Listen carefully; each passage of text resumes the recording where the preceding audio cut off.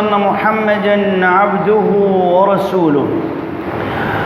أما بعد فإن خير الحديث كتاب الله، وخير الهدي هدي محمد صلى الله عليه وسلم، وشر الأمور محدثاتها، وكل محدثة بدعة، وكل بدعة ضلالة، وكل ضلالة في النار. أما بعد فأعوذ بالله السميع العليم من الشيطان الرجيم من همزه ونفخه ونفسه.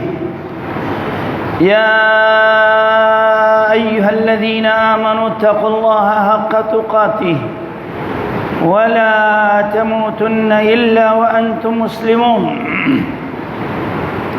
وقال تعالى: فليحذر الذين يخالفون عن أمره أن تصيبهم فتنة أو يصيبهم عذاب أليم. وقال صلى الله عليه وسلم: طلب العلم فريضة على كل مسلم. رواه الإمام مسلم في صحيحه. اللہ کریم، اللہ مہربانی ہے اس رب جلیل نے ہمیں اس کی بندگی کے لیے پسند فرمایا، اور اس رب کریم و رحیم نے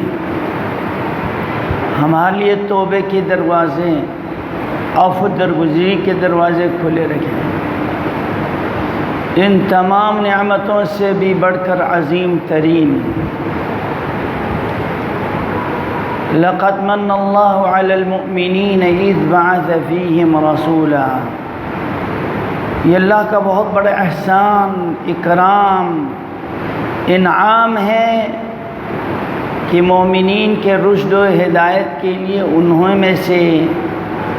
انہی بندہ و بشر اور نسل میں سے نبی اور رسول کو مبعوث فرمایا، اور اس نبی و رسول کی اطاعت اور فرمانبرداری جو رشد و ہدایت، تعلیم، تربیت کے ذریعے لوگوں نے اپنے آپ کو دنیا اور آخرت کی عذاب سے محفوظ کر لیا۔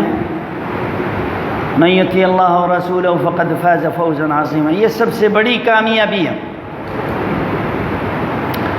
آج مسلمانوں میں جو ناکامی ہے اس کا مین سبب اللہ سے دوری، اللہ کی کتاب سے دوری، محمد الرسول اللہ صلی اللہ علیہ وسلم کے سیرت طیبہ، سنت مطہرہ سے دوری اور لا علمی اور جہالت کی وجہ سے آج مسلمان ہونے کے باوجود شرک، کفر، بدعات، خرافات اور محرمات میں مبتلا ہے۔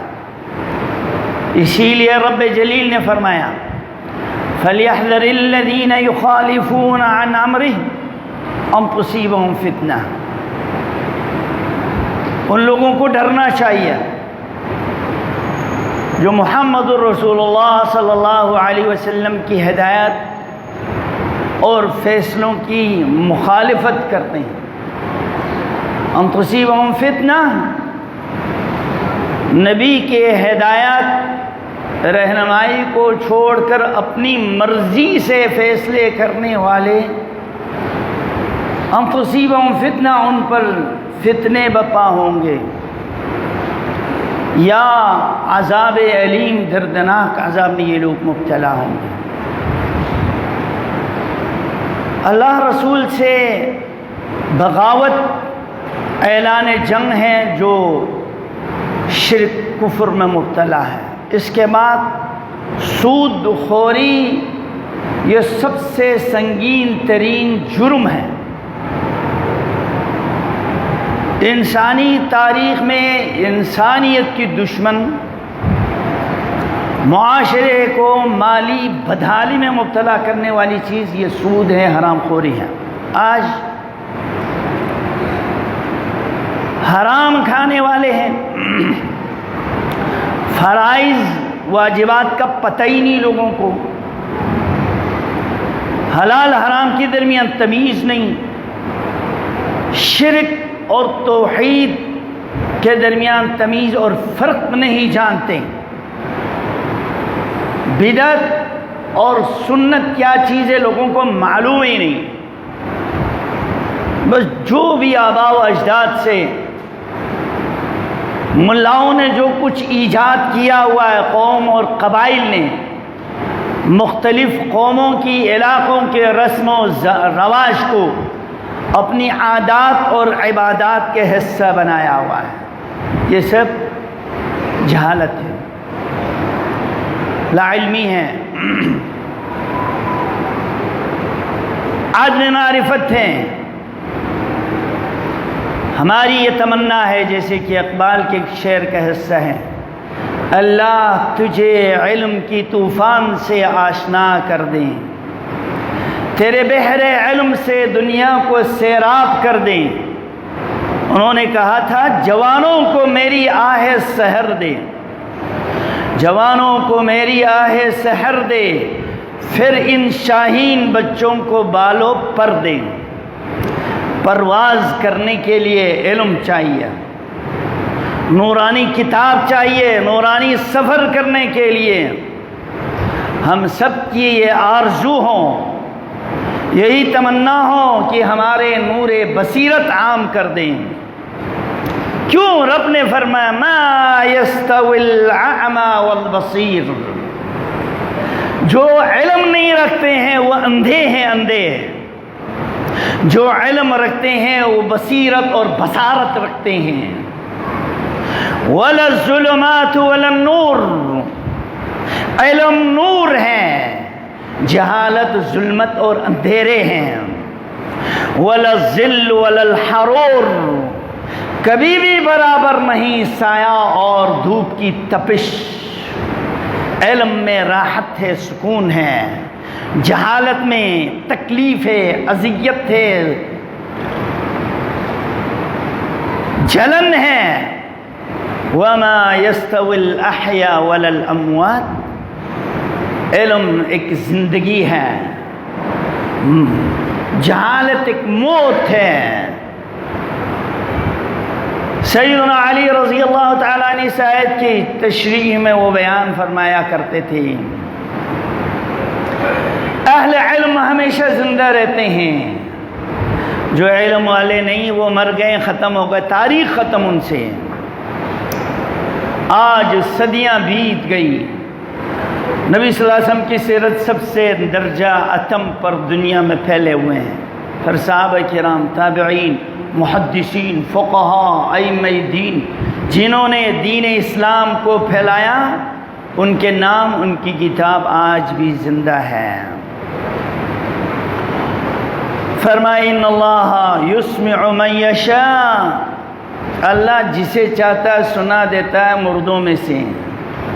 وما انت بمسمع من فی القبور، آپ مردے کو سنا نہیں سکتے ہیں۔ یہ تشبیہ ہے، جو علم والے ہیں وہ زندہ ہے، وہ بات سمجھتے ہیں، قرآن کیا کہہ رہا ہے ان کے دلوں میں اتر رہے ہیں۔ یہ کافر ہیں جو اللہ کو نہیں مانتے، اللہ کی کتاب کو نہیں مانتے، اللہ کی کتاب پر تدبر نہیں کرتے ہیں، اللہ کی کتاب سے ان سے محبت نہیں ہے۔ آپ کتنی خوبصورت آواز میں ان کو قرآن سنا دو، ان کے بارے میں رب نے یہی فرمایا ان اللہ یسمع من یشاء، اللہ جس کو چاہتا ہے سناتا ہے، جب صحیح طرح سنتا ہے تو ہدایت حاصل کر لیتے ہیں۔ الذین یستمعون القول فیتبعون احسنہ، جو صحیح طرح تدبر کے ساتھ سن لیتا ہے، پھر سمجھ لیتا ہے، اور سننے سمجھنے کے بعد پھر اقرار کر لیتا ہے، اقرار کے بعد پھر عملی زندگی میں داخل ہو جاتی ہے۔ اللہ سارے دنیا والوں کو ہدایت نصیب فرما۔ اللہم علمنا ما ينفعنا وارزقنا علما ينفعنا ربنا زدنا علما۔ اللہ نے کبھی ہمیں یہ نہیں کہا ربنا زدنا مالا، ہم سب مال کے پیچھے پڑے ہوئے ہیں، 2 ٹائم کے روٹی کے پیچھے پڑے ہوئے ہیں، اس زندگی کو خوبصورت سے خوبصورت تر بنانے کے لیے، اچھے سے اچھے لباس، اچھے سے اچھے غذا، اچھے سے اچھے محل میں رہنے کے لیے، یہ سب یہیں پر رہنا ہے، سڑنا ہے، گلنا ہے، یہ مال، یہ جائیداد، یہ گھر، یہ محل یہیں چھوڑ کے آپ نے زمین کے اندر دفن ہونا ہے۔ دنیا کی بلند ترین عمارت قائم کرنے والے برج الخلیفہ کے مالک آج زمین کے اندر دفن ہو چکا ہے، اس برج میں وہ نہیں ٹھہر سکیں، کوئی کام نہیں آئے گا۔ ربنا زدنا علما، یہ آپ کو کام آئے گا، جتنا زیادہ علم ہو جائے اتنے ہی آپ کے لیے فائدہ۔ ہر قیمتی چیز مہنگی ہوتی ہے، ہر قیمتی چیز کے حصول کے لیے محنت، مشقت برداشت کرنی پڑتی ہے۔ ایک عمارت کھڑی کرنے کے لیے آپ کے ہاں اینٹوں کو گارے کے ساتھ گارے اور مٹی کو ملا کر آگ میں جلایا جاتا ہے، خاک میں مل، آگ میں جل، اینٹ بنے تب کام بنے۔ عمارت قائم کرنے کے لیے جلنے بھی پڑتے ہیں۔ یہ سیم و زر کو لوہے کچرے سے نکالنے کے لیے بٹی میں ڈال کے اس کو سیخنا اور گرم کرنا، پھر ٹھکائی لگانے پڑتے ہیں۔ علم کے حصول کے لیے بھی تکلیفیں، مشقتیں برداشت کرنی پڑتی ہے۔ سیدنا موسیٰ علیہ السلام کا واقعہ بھی جانتے ہیں۔ پوچھنے والوں نے پوچھا آپ سے بھی زیادہ دنیا میں کوئی عالم ہے؟ حضرت موسیٰ نے فرمایا میں ہی نبی ہوں روئے زمین پر، شاید اور تو کوئی بھی نہیں۔ اللہ نے کہا جاؤ موسیٰ خضر سے ملاقات کرو، یہ مجمع البحرین میں ہے، دو سمندروں کے سنگم میں ہے، وہاں جاؤ۔ اپنے خادم سے کہا لا ابرح حتی ابلغ مجمع البحرین، میں سکون سے نہیں بیٹھوں گا، میں چلتا ہی رہوں گا، سفر جاری رہوں گا جب تک میں دونوں سمندروں کے سنگم میں نہ پہنچے۔ او امضی حقبہ، چاہے صدیاں زمانے بیت جائیں، میں اس عالم کے پاس جاؤں گا جس کی فضیلت اللہ نے بتا دی ہے، اس کے پاس وہ علم ہے جو میرے پاس نہیں ہے۔ چلے دونوں، چلتے گئے، وہ سنگم جہاں حضرت خضر بیٹھے ہیں اس سے بھی آگے نکل گئے، پھر واپس آ گئے اور وہاں آ کے زانوِ تلمذ ہو کر کہنے لگے هل اتبعك على ان تعلمني مما علمت رشدا، کیا میں آپ کے ساتھ چل سکتا ہوں تاکہ میں آپ سے سیکھوں اللہ نے جو علم، رشد و ہدایت عنایت کی۔ خضر کہنے لگے انک لن تستطیع معی صبرا، یہ علم آسانی سے میسر نہیں ہوں گے، ممکن ہی نہیں، موسیٰ تم میرے ساتھ نہیں چل سکتے ہو، تمہارے اندر صبر نہیں ہے، تم میرے ساتھ نہیں چل سکتے ہو، تمہارے پاس صبر ہے تو پھر ٹھیک ہے۔ کہنے لگے حضرت موسیٰ علیہ السلام، سورہ کہف کا یہ ہوگا ستجدنی انشاء اللہ صابرا ولا عاصی لک امرا، میں آپ کی نافرمانی نہیں کروں گا اور میں صبر کے ساتھ آپ کے ساتھ چلوں۔ اچھا بھائی چلو، چلتے گئے، قصہ خیر طویل ہے۔ ایک جگہ پہ پہنچے، سمندر پار کرتے ہوئے کشتی کو سوراخ کر دیا حضرت خضر نے۔ حضرت موسیٰ جلالی نبی کہا یہ کیا کر رہے تم، اس بیچارے مزدور کی کشتی کو توڑ رہا۔ پھر آگے گئے، معصوم بچے کو مار دیا، کہا تم نے بلا وجہ اس بچے کو مار دیا۔ حضرت خضر نے بولا میں نے بولا تھا نا تجھے تو صبر نہیں ہے اور خام خواہ میرے معاملات میں دخل اندازی کر رہے ہو، اچھا سوری معاف، میں آئندہ سوال نہیں کروں۔ پھر سفر کرتے کرتے بڑے مشقت کے بعد دور ایک دیہات میں پہنچے جگہ پر، وہاں کے بستی والوں نے ضیافت سے انکار کیا۔ اس زمانے میں سرائے تو میسر، ہوٹل تو میسر نہیں ہوتے تھے، محلے والے، گاؤں والے کھلاتے تھے مہمانوں کو، کچھ کھلایا پلایا نہیں۔ سفر کی ایک تکلیف، دوسرا بھوک، تکلیف برداشت، پھر تیسرا ذمہ داری لگایا کہ چلو اس دیوار کو اٹھاؤ۔ وقت کے ولی اور یا نبی جس کو الہام ہوتا ہے اور افضل ترین اولو العزم نبی دونوں مستری اور گھارے کا کام شروع کروا دیا۔ حضرت موسیٰ سے پھر صبر نہیں ہوا، یہ اچھا بھلا کام کر دیا انہوں نے، ہمیں نہ کھلایا نہ پلایا اور آپ نے یہ کام پہ لگا دیا۔ حضرت خضر نے کہا میں نے بولا تھا نا صبر نہیں ہے، اور بتلایا۔ پہلا والا اس کی کشتی کو بچانے کے لیے کیا تھا، کیونکہ ڈاکو لوگ آتے ہیں، پتہ چلا ڈاکو ہر دور میں، بڑے بڑے حکمران ڈاکو ہر دور میں ملتے ہیں لیکن صبر کرنے پڑتے ہیں۔ وقت کے افضل ترین نبی ہیں پھر بھی وہ بادشاہ ڈاکو تھا جو جبری لوگوں کی کشتیاں لے جاتے تھے، اور بچے کو اس لیے قتل کیا کہ ماں باپ بڑے نیک ہیں، یہ بچہ اگر زندہ رہا تو ماں باپ کی نیکی میں رکاوٹ پڑے گی۔ اللہ، دیکھنے میں تو مصیبت ہے لیکن اس بچے کا مارنا رحمت ہے۔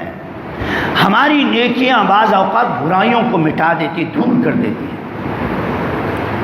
اور جس بستی کی در و دیواروں کو اٹھایا، کہاں یہ 2 یتیم بچوں کا گھر ہے، اس کے اندر خزانے موجود ہیں، اگر محلے والے آ کر اس کی کھدائی اور تعمیر کا کام شروع کریں تو یہ خزانہ نکل جائے گا اور یہ بچے محروم ہو جائیں گے۔ وَكَانَ أَبُوهُمَا صَالِحًا، ان دونوں بچوں کے والدین بڑے نیک تھے۔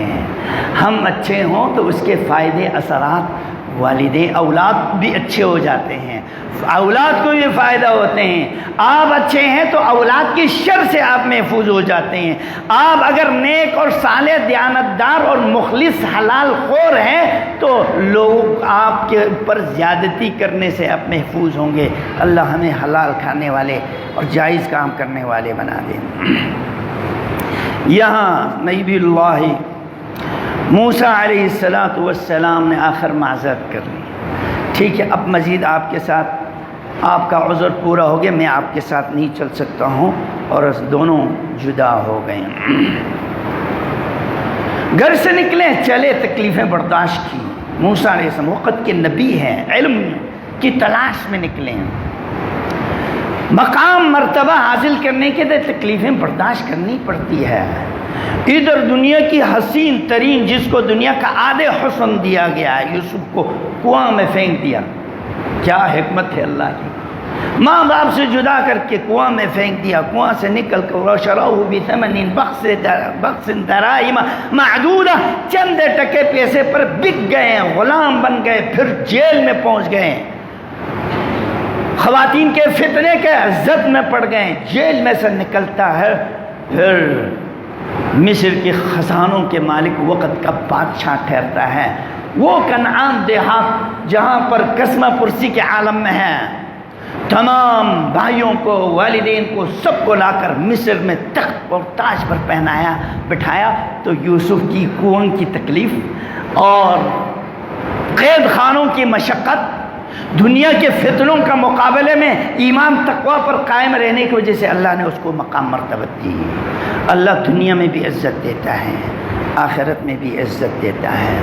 ادھر ابراہیم خلیل اللہ ہے، بغداد کی سرزمین ہے، فتنوں کی سرزمین ہے، وقت کے بادشاہ نے ان کو جلانے کی کوشش کی لیکن وہ جلا نہیں سکے، پھر ہجرت کر لیا، اس نے بھی اپنے وطن اور ملت چھوڑ کے، وطن اور قوم قبیلہ چھوڑ کے نکل گئے ہیں، شام کی سرزمین میں چلے گئے ہیں، پھر شام سے بھی ہجرت کرتے کرتے مکہ معظمہ آ گئے، اور حتیٰ کہ ان کے بیگم ہاجرہ نے بھی ہجرت کی، اور اسماعیل ذبیح اللہ ابھی بچہ ہے، ان کو بھی اللہ کے راستے میں قربان کرنے کے لیے مکہ کی سرزمین پہ آب و گلا تکلیف کی زندگی میں چھوڑ دیا۔ اللہ، ہاجرہ کی صبر دیکھو، اسماعیل کی صبر دیکھو، آخر انہی کے خاندان میں سے محمد الرسول اللہ تشریف لائے۔